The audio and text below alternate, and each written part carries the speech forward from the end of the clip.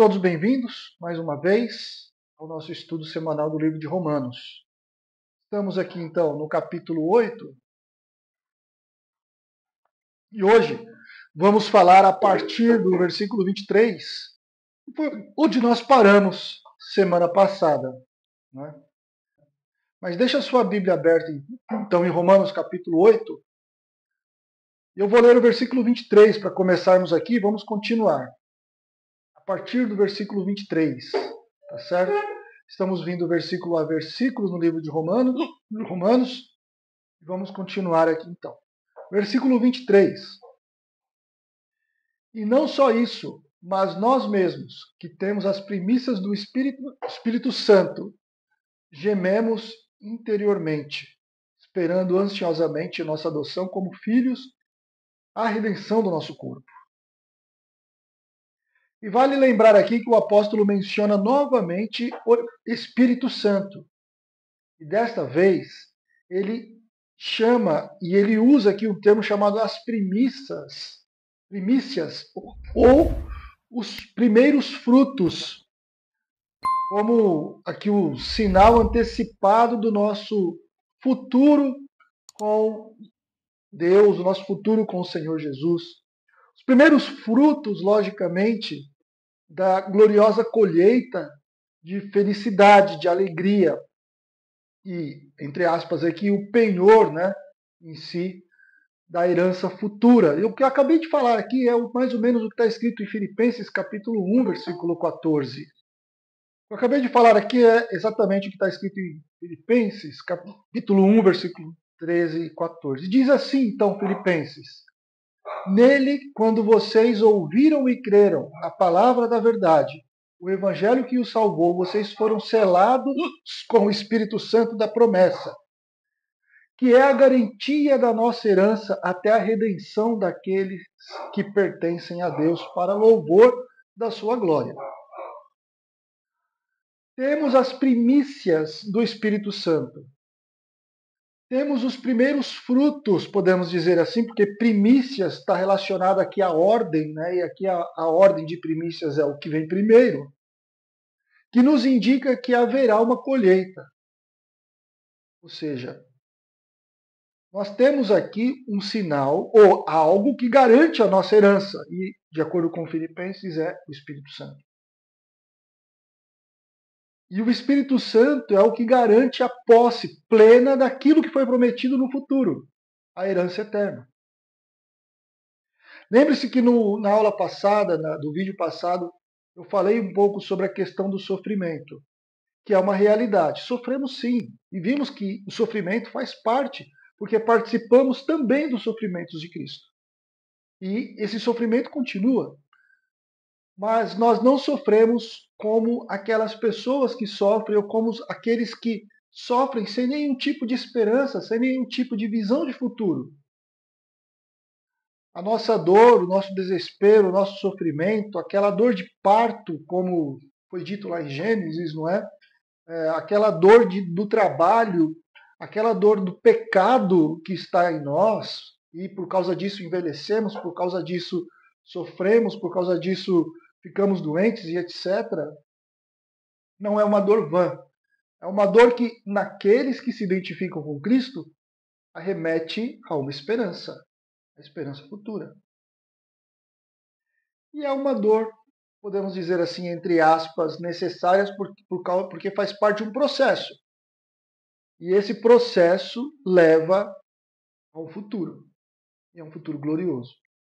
O objeto dessa herança, ou desta esperança, por melhor dizer, é, o texto diz, a adoção. E a adoção é uma característica muito particular, que é a redenção do nosso corpo. Nós já temos sido adotados por Deus e fomos adotados por Deus. Já temos a relação de pai e filho com Deus. Ele já nos tem feito seus filhos pela morte do Senhor Jesus Cristo. Agora, a adoção aqui denota a entrada da possessão dessa herança. Nós temos essa herança porque fazemos parte da família. O que o versículo 19 chama de a revelação dos filhos de Deus está ligado à citação que Paulo faz dessa herança que está prometida. Os filhos é quem recebe a herança. A realização do nosso. A realização final dessa questão de filhos de Deus está no futuro. A redenção do nosso corpo será parte glorioso no futuro, será parte da gloriosa redenção futura. Por quê? É muito interessante, porque quando a gente lê, por exemplo, 1 Coríntios capítulo 15, versículos 51 em diante, eu vou ler para vocês aqui, 1 Coríntios 15, 51 em diante, para uma breve reflexão. Veja o que diz o texto. Agora, nosso corpo, com todo o resto da criação, está sujeito à escravidão da corrupção. Não. Agora, transformados seremos todos, no momento, no abrir e fechar de olhos, ao ressoar da última trombeta. A trombeta soará e os mortos ressuscitarão incorruptíveis. O que vai ressuscitar aqui, gente, é o corpo. O texto diz: nós seremos transformados. E nós seremos transformados. 1 Coríntios 15 está falando de dois momentos aqui. O momento em que, nesse momento, no soar da trombeta, os mortos ressuscitarão incorruptíveis. Está falando que estes que morreram, e num estudo um pouco mais aprofundado fala aqui dos justos, tanto do Antigo Testamento quanto os salvos do Novo Testamento, mas eu não vou entrar nesses detalhes aqui, fala que estes ressuscitarão. E nós, no momento do ressoar da trombeta, e nós, os que estão vivos, então ele está se colocando aqui, porque no momento que ele escreveu, ele estava vivo, e ele esperava a volta do Senhor Jesus, que é o ressoar dessa trombeta, seremos transformados. E aqui ele está falando de arrebatamento. Essa transformação está relacionada ao arrebatamento. Porque é necessário que este corpo corruptível, e Paulo define que este corpo corruptível se revista da incorruptibilidade, ou seja, que este corpo se torne perfeito, sem influência do pecado que o deformou. E que o corpo mortal, este corpo aqui que nós temos hoje, se revista da imortalidade.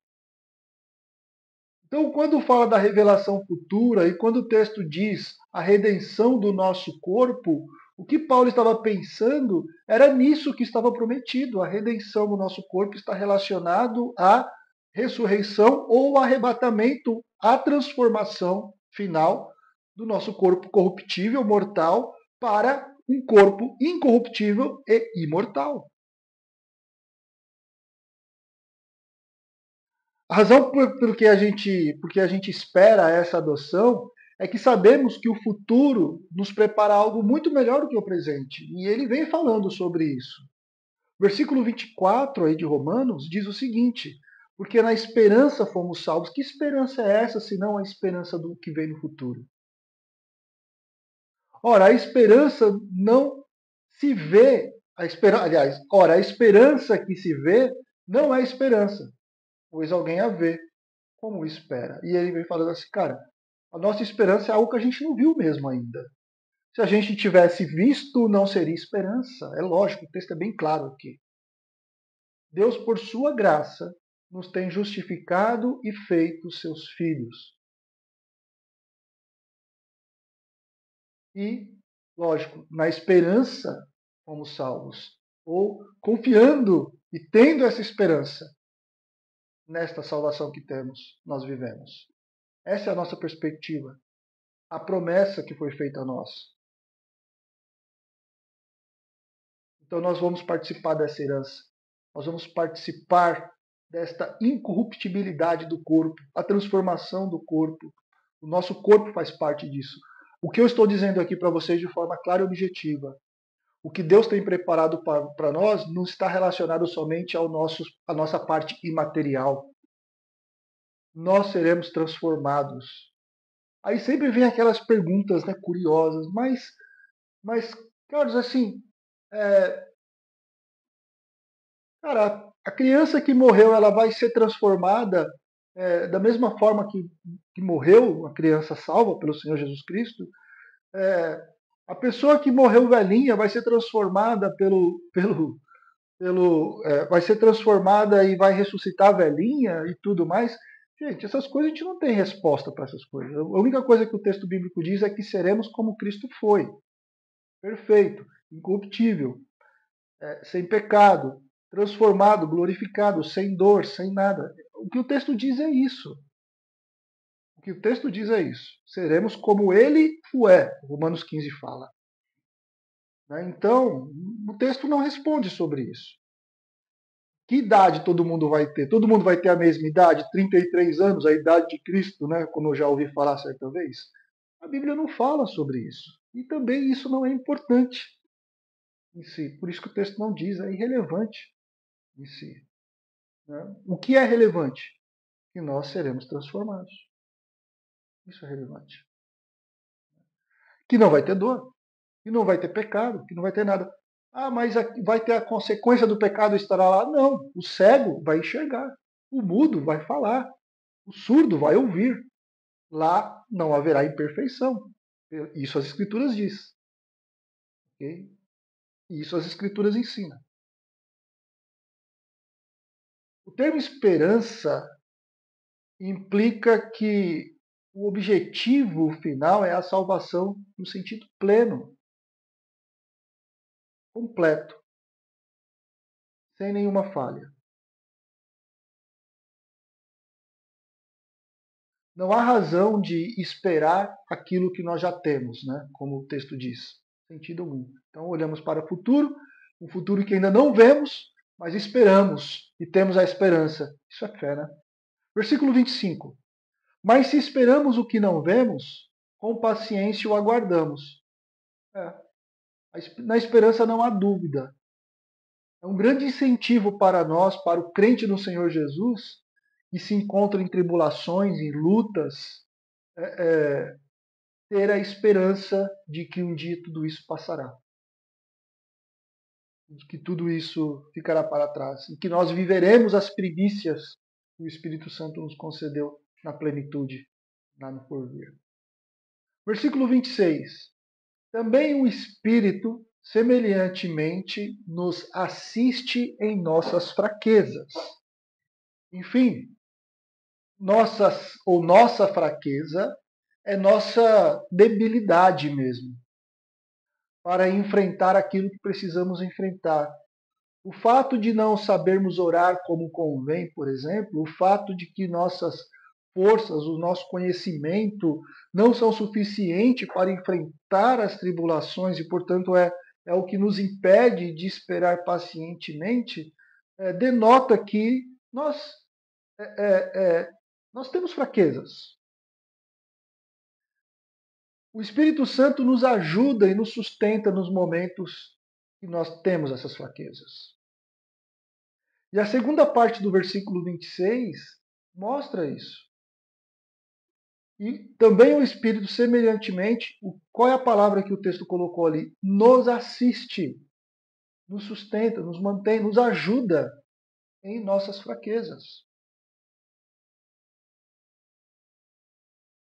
E aí é muito interessante porque o versículo 26, ele. É, exato. No mesmo versículo 26, o texto continua e ele diz: Mas o mesmo Espírito intercede por nós sobremaneira com gemidos inexprimíveis. Talvez alguém possa se perguntar qual é a ajuda que o Espírito Santo dá. Essa é uma delas. Por quê? Porque uma das nossas fraquezas é não saber orar como devemos orar. E é basicamente essa a ideia que o apóstolo está tentando passar aqui. Versículo 26 diz: Também o Espírito Santo semelhantemente nos assiste em nossas fraquezas. Porque ele diz: Não sabemos orar como convém. O não sabemos orar como convém está relacionado às fraquezas que temos. Então, como que o Espírito Santo nos assiste? Intercedendo por nós com gemidos inexprimíveis. E isso é muito bom, tá, gente? Porque nós realmente não sabemos orar da maneira correta. Vocês se lembram quando eu falei sobre Deus? Quem assistiu a aula sobre Deus aqui comigo pode ter se lembrado. Eu não sei se alguém aqui assistiu, não. Me lembro que a Roberta assistiu esse curso. Deus ele é muito sublime, né? Ele é muito grande, muito santo. E Deus ele abomina o pecado de tudo quanto é forma. E como nós oramos está intimamente ligado às nossas imperfeições. Como nós nos comunicamos com Deus está muito influenciada, a nossa comunicação com Deus está muito influenciada ao nosso ego, ao nosso ser pecaminoso, ao nosso Adão em si. E por isso nós não sabemos orar como deveríamos orar. E isso é fato. Mas o Espírito Santo nos quebra essa, podemos dizer assim. Ele intercede diante do Pai, 2 Coríntios 12, 8, 9 e 10.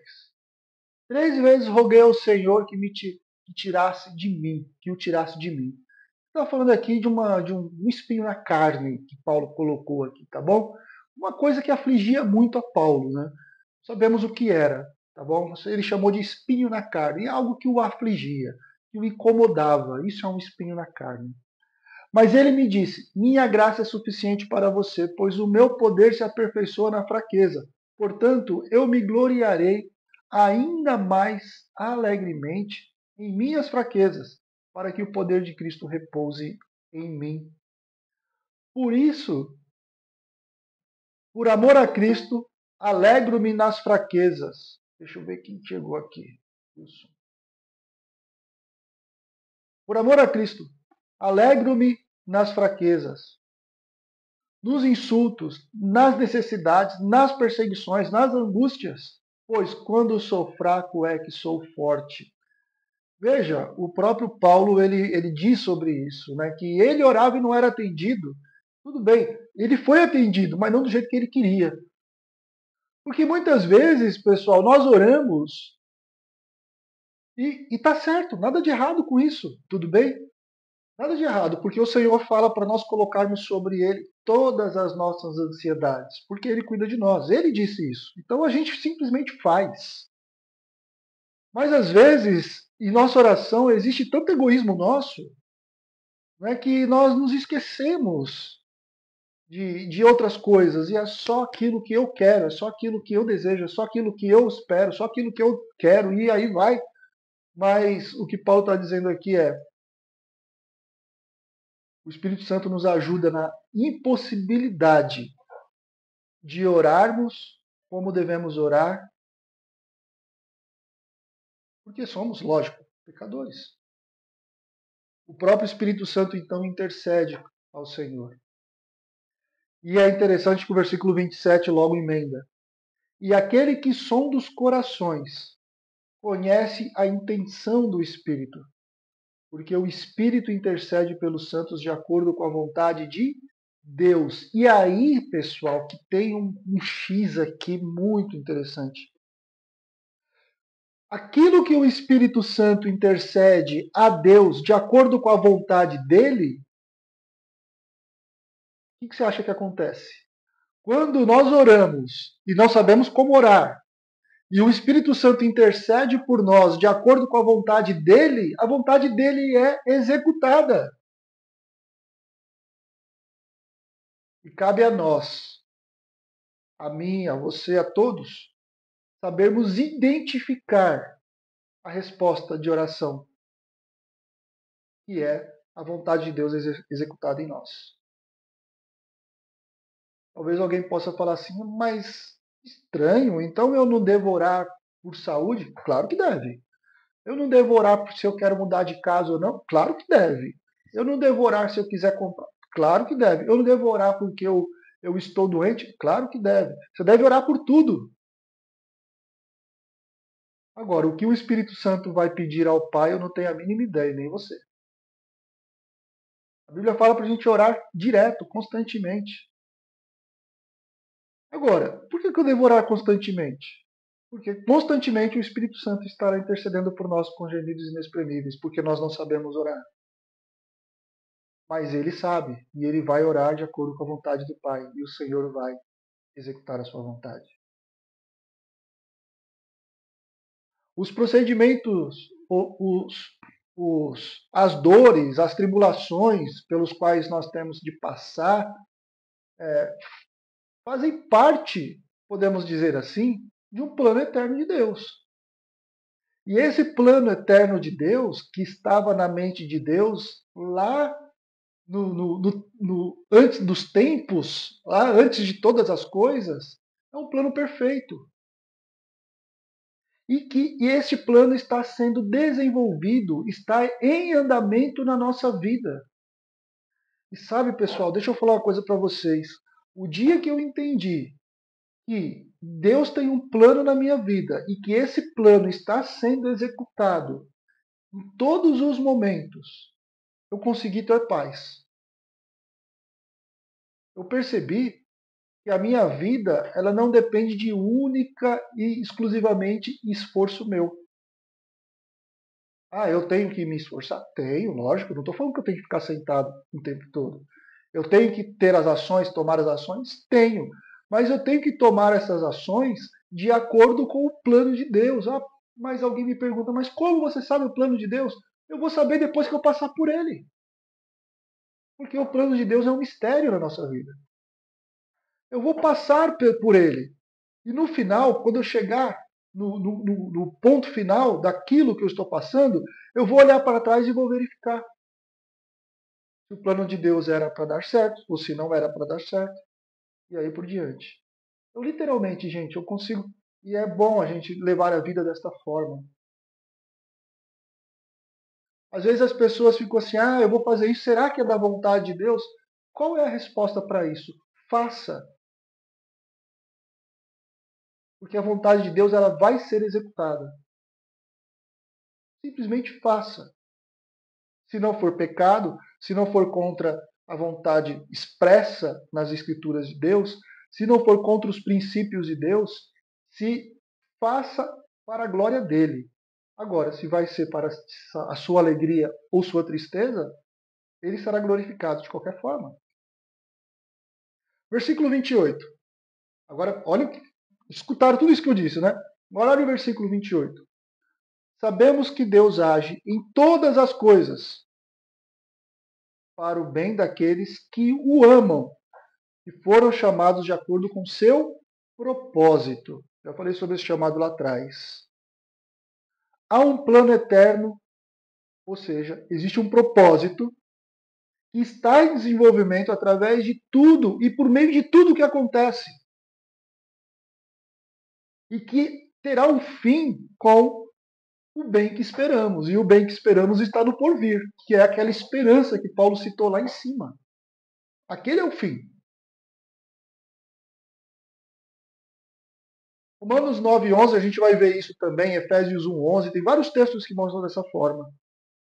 Este é o plano de acordo com o qual Deus dirige o destino dos seus filhos. Ou seja, ele tem um propósito para cada um daqueles que foram adotados.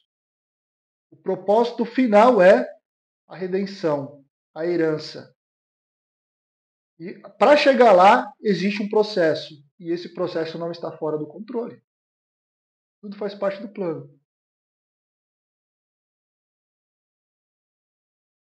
Porque ele definiu que todas as coisas fazem parte do propósito. Leram o texto? Sabemos que Deus age em todas as coisas. Ele não definiu coisas aqui. Então, aquilo que você está pensando agora faz parte de todas as coisas. Percebeu? Aquela dificuldade, aquela luta, os sofrimentos, as tribulações, os gemidos, as dores, tudo isso faz parte de todas as coisas. E aí, Paulo, todas as coisas cooperam para o bem daqueles que amam a Deus. Por quê? Porque faz parte de um propósito. E compreender, né, Cida, que isso que nós estamos passando faz parte de um propósito, né? Está no controle do Senhor, entendeu? Não está fora do controle dele. e compreender que isso que nós estamos passando, essas dores, essas dificuldades, essas lutas, isso que tira o nosso chão, de alguma forma vai cooperar para o nosso bem. Mas o que é interessante aqui também nesse texto é que o texto qualifica quem faz parte desse plano, quem faz parte desse propósito. O texto diz, olha, para o bem daqueles que o amam. Então, todas as coisas cooperam para o bem de um grupo. Não são de todas as pessoas do mundo. De um grupo. Que grupo é esse? Do grupo que o ama. Que grupo é esse? Daqueles que foram chamados. Segundo o plano dele. Os que amam a Deus são aqueles que foram capazes de se identificarem com Jesus na cruz, de aceitarem Jesus como o único e suficiente Salvador de sua vida. Os que amam a Deus são aqueles que se colocaram como pecadores diante da cruz. São estes que andam segundo o propósito de Deus. Aqueles que se arrependeram de seus pecados, aqueles que receberam o Espírito Santo, aqueles que aceitaram o convite e que aqueles que se identificaram com Cristo na cruz, na ressurreição e participam dos sofrimentos, como vemos anteriormente nos textos. Estes são os que foram chamados, que andam segundo o seu propósito. Para estes que o texto diz que todas as coisas cooperam para o bem. O versículo 5 do capítulo 8, Abimael e pessoal, define estes dois grupos, né? Vamos só relembrar aqui, o versículo 5 diz o seguinte: quem vive segundo a carne tem a mente voltada para a carne, para o que a carne deseja. Mas quem vive de acordo com o Espírito tem a mente voltada para o que o Espírito deseja. No próprio capítulo 8, lembre-se, ele vem falando aqui sobre dois grupos desde lá do capítulo 1, né? Ele vem falando sobre esses dois grupos. E aqui no capítulo 8 ele fala daqueles que têm a mente da carne e a mente do Espírito. E ele fala sobre essa diferença aqui. O capítulo 8, versículo 5, ele vem mostrando esses dois grupos aqui, né, em si. Então, para quem, todas as coisas cooperam para o bem de quem? Daqueles que amam a Deus, para o grupo de pessoas que ama a Deus em si. Então, ele está qualificando, sim. Infelizmente aqui, ou felizmente, não sei, ele está qualificando. E isso não é uma simples ilusão, né, gente? Isso tem um fundamento, e o fundamento é a realidade do plano de Deus que está em desenvolvimento na nossa vida. Nós não estamos lançados à sorte. Nós não estamos lançados ao como o próprio ditado popular diz, a Deus dará, né? Ou seja, a um caminho que ninguém sabe para onde vai dar. Certa vez alguém falou para mim, não, a fé é um pulo no buraco escuro. Eu falei, a minha não, a minha fé não é um pulo no buraco escuro. A minha fé é uma fé fundamentada em alguém que morreu e ressuscitou, e é uma fé que está me levando a algo que eu sei que vai acontecer, que é a minha estada com Deus, a minha transformação ou ressurreição dos mortos. Então a fé não é um salto no escuro. E muito menos ilógica, porque ela tem toda a sua lógica. Versículo 29 diz o seguinte: lembre-se que ele falou aqui daqueles que o amam, né, daqueles que cooperam para o bem, e ele vem falando daqueles que vivem com a mente na carne, não com a mente do espírito. Ele fala, olha, todas as coisas cooperam para o bem daqueles que amam a Deus, e ele vem classificando quem ama a Deus, que são aqueles que têm a mente do espírito, daqueles que foram chamados segundo o seu propósito. Então ele chega no versículo 28, ou, aliás, no versículo 29, e diz o seguinte: olha só. Portanto, aos que antemão conheceu, também os predestinou para serem conforme a imagem do seu filho, a fim de que ele seja primogênito entre muitos irmãos. Bom, ele aqui é Jesus, a fim de que ele, Jesus, seja o primogênito entre muitos irmãos. O apóstolo aqui, em poucas palavras, ele acentua, podemos dizer assim, ou ele se apropria ali do princípio ao fim, daquele plano eterno de Deus, que foi arquitetado antes mesmo de toda a criação, naquele tempo passado, antes do tempo, e ele identifica isso com o termo aos que de antemão conheceu. Ou seja, isso está lá no início. A palavra conheceu aqui é muito usado nas escrituras, né? Para compreender, para compreender essa palavra, às vezes é necessário examinar o emprego da palavra nas escrituras. Na sua forma hebraica, por exemplo, nós encontramos algumas passagens interessantes. Por exemplo, Salmo 1, verso 6, diz o seguinte: Pois o Senhor conhece o caminho dos justos. A palavra conheceu. Salmo 144, 3 diz: O Senhor, que é o homem para quem. Senhor, perdão. Senhor, que é o homem para que dele tomes conhecimento. Também é uma palavra em hebraica que é traduzida como conheceu. Né? De todas as famílias, agora Amós, na revista corrigida, de Amós 3:2. De todas as famílias da terra, a vós somente conheci. Existem outros textos já no grego, no Mateus, por exemplo, 7:23. Então lhes direi explicitamente: nunca vos conheci, aparta-te de mim, etc. E tal. 1 Coríntios 8:3. Mas se alguém ama a Deus, esse é conhecido de Deus. Veja, em todos os exemplos que eu coloquei aqui, existem vários outros nas Escrituras. As passagens, a palavra significa conhecer, significa notar, fixar a atenção, pôr os olhos em alguém. E isso aqui está denotando uma ação prévia, uma seleção de pessoas.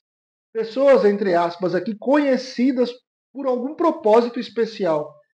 Isso é precisamente o que Paulo está dizendo. Deus notou ou fixou a atenção naquele em quem ele amaria, em quem ele selecionou para um propósito especial. Vejam, pessoal, eu não estou dizendo aqui nada sobre futuro. Daqui a pouco eu falo sobre isso, ok? Sobre uma vertente de um ensino teológico pentecostal que interpreta esse texto de uma forma diferente aqui. O autor aqui ele usou a palavra predestinou. Então, Deus conheceu e selecionou, ele notou, ele colocou seus olhos ali e quando ele selecionou, ele notou, ele colocou seus olhos ali, ele predestinou, ou seja, ele deu um destino para aquilo por causa do propósito dele. E esse destino é o fim do seu plano. Ou seja, o que ele conheceu, ele separou, ele definiu em si. Ele selecionou. E isso foi feito para um propósito, com um fim, com um objetivo. E Paulo define este fim, Paulo define esse objetivo. De que forma? Para serem conformes à imagem do seu filho, a fim de que ele seja o primogênito entre os mortos. Então, Deus, ele olhou, fixou seus olhos, selecionou e separou para serem conformes à imagem do seu filho. Nos sofrimentos, nas alegrias, na tristeza, nas tribulações, para sermos conforme a imagem do seu filho. Este é o propósito de Deus. E este propósito de Deus começa a ser executado principalmente no momento em que o Espírito Santo desce até nós. No momento em que nós aceitamos ao Senhor Jesus como único e suficiente Salvador, isso tudo faz parte do propósito de Deus. O momento certo, como Paulo diz, né? Coube a Deus no momento certo, ou seja, no momento dele me salvar. Por isso que alguns são salvos com 30, outros com 40, outros com 60, uns com 10. Porque é o tempo de Deus em si. Um tempo específico de Deus. Mas, deixe-me só trazer uma informação um pouco doutrinária aqui, ok? Existe uma vertente religiosa do cristianismo que diz o seguinte: olha, Deus estava aqui no seu plano passado. Lembre-se, para Deus não existe tempo, gente.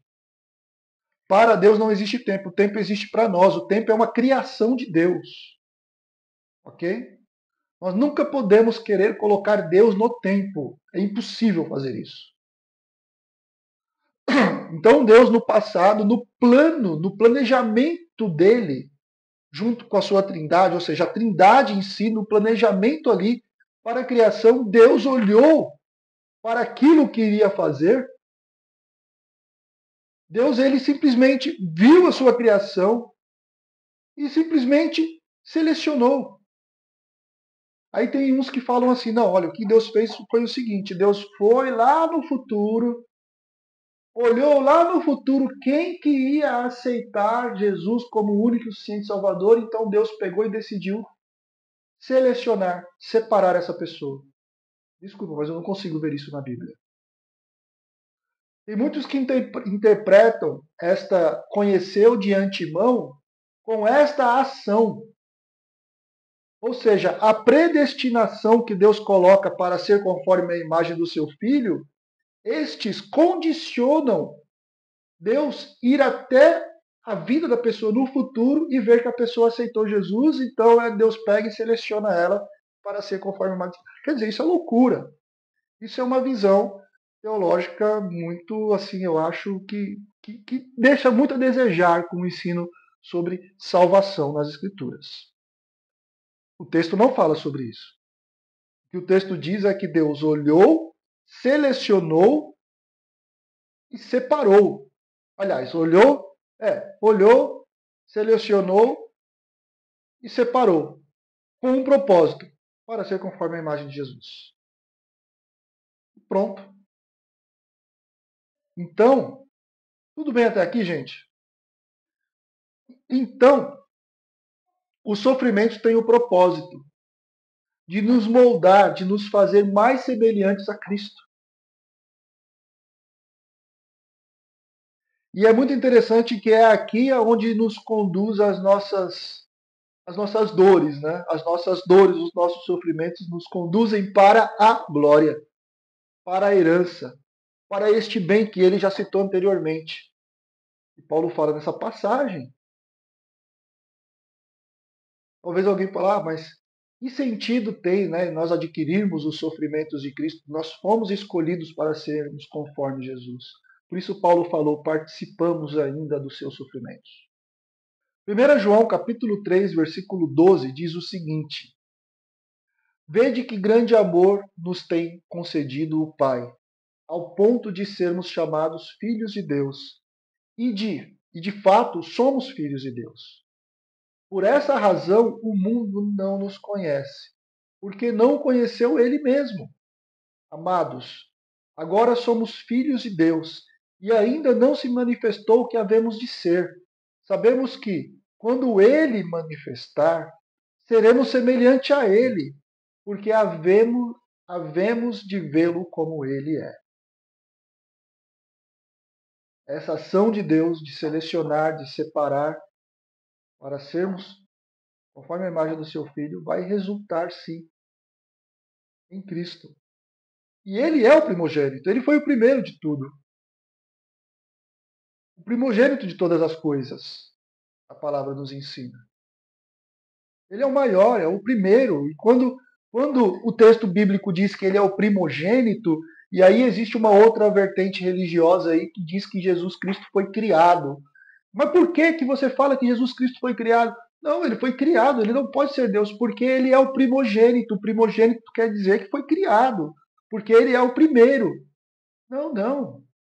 Primogênito aqui não está fazendo referência a um filho mais velho que nasceu. Não, não. O primogênito aqui está fazendo referência à posição. Como Davi foi chamado de primogênito com relação à sua posição de rei, por exemplo. Primogênito aqui está relacionado à sua posição de superioridade. E não tem nada a ver com filiação propriamente dita. Enfim, vamos ler o versículo 30. O versículo 30 é muito bacana aqui. Nós não vamos acabar o capítulo 8 hoje, porque tem do 31 ao 39 ainda. E só temos alguns minutos de aula. O versículo 30 é muito legal porque ele mostra uma progressão muito legal, muito maravilhosa. Olha só. E os que predestinou, a esses também chamou. E aos que chamou, a esse também justificou. E aos que justificou, a esse também glorificou. Quando isso aconteceu? Alguém pode me dizer ou não? Pois leia Efésios, que você vai descobrir quando isso aconteceu. Tá bom? Efésios capítulo 1, capítulo 2, leia um pouquinho Efésios. Mesmo autor, o apóstolo Paulo. Você vai descobrir quando que isso aconteceu. Eu já disse aqui quando isso aconteceu, né? Aqueles que ele selecionou de antemão, antes de tudo, para o fim de sermos conforme a imagem do seu filho, como eu disse, esse que ele selecionou, ele chamou. Ele fez ressoar no ouvido dessas pessoas, né, podemos dizer assim, que ainda nem existiam. Não existia nada. Mas ele chamou para Cristo. Por isso que Cristo fala: todo aquele que o Pai enviar a mim, de maneira nenhuma o lançarei fora. Todos aqueles que Deus chamou, compreenderá Jesus. Responderá em fé. A estes que ele chamou, ele justificou, ou seja, declarou justo. Por quê? Por causa do plano da redenção. O plano da redenção não foi um acidente. Eu estou falando um pouco mais profundo, porque o que aconteceu no Éden não pegou Deus do acaso, porque se fosse pegar Deus do acaso, ele não seria Deus onipresente, onisciente e muito é, é, não pegaria Deus sendo ele onisciente, né? Podemos dizer assim. Estava confundindo as ideias aqui. Então, a estes que chamou, ele justificou. Por quê? O plano da redenção já estava pronto, já estava planejado. E também declarou justo esse que ele justificou. Mas lembre-se, eu já falei para vocês em outros momentos que a justificação existe porque o preço foi pago. Por quem? Por Jesus. Pelo sacrifício de Cristo. E aos que justificou, a estes também fez o quê? Glorificou. Ou seja, a ação de Deus começou antes de tudo existir, predestinando, chamando, justificando e glorificando. Ou seja, ele predestinou para ser conforme a imagem do seu filho, chamou estes e justificou estes. E não somente justificou, mas também glorificou já o estado eterno, falando do futuro. Ou seja, seremos semelhante a ele, porque havemos de vê-lo como ele é. Está falando da glorificação. Então a gente precisa ter medo, ter dúvida, ter receio. Deus tem um propósito, gente. E esse propósito está em andamento em nossa vida. Esse propósito está em processo. E nós vamos ver no versículo 31 a 39 que Paulo vai falar: pessoal, já que Deus fez tudo isso, então presta atenção no que eu vou dizer. Paulo fala coisas grandiosas e maravilhosas nos versículos 31 a 39, para nos dar cada vez mais convicção e certeza. Semana que vem espero ver vocês mais uma vez. Espero que Deus abençoe o seu restante de semana, tá bom?